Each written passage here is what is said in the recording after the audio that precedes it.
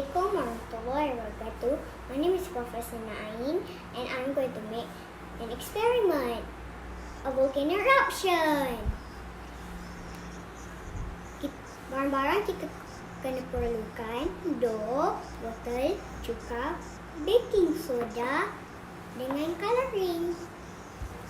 Baking soda ialah sodium bicarb.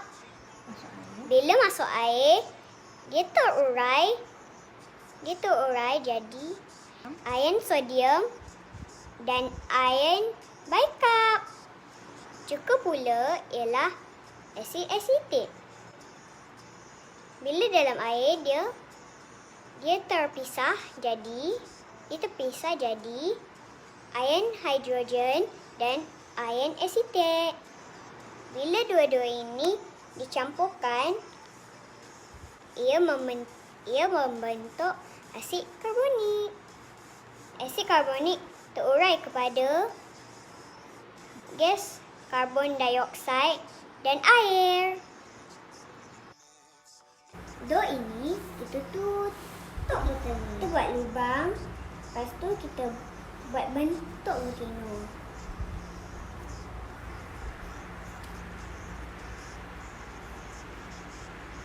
Sekarang kita letak baking soda dalam lubang ni. Lepas tu tengok apa jadi kalau kita letak cuka.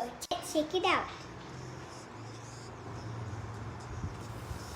Wow, can you see that? It's amazing, right?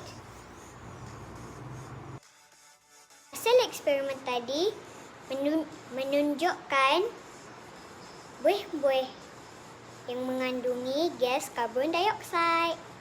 Siapa yang ada zinc yang tersumbat, boleh guna cara ini. Cubalah. Bye.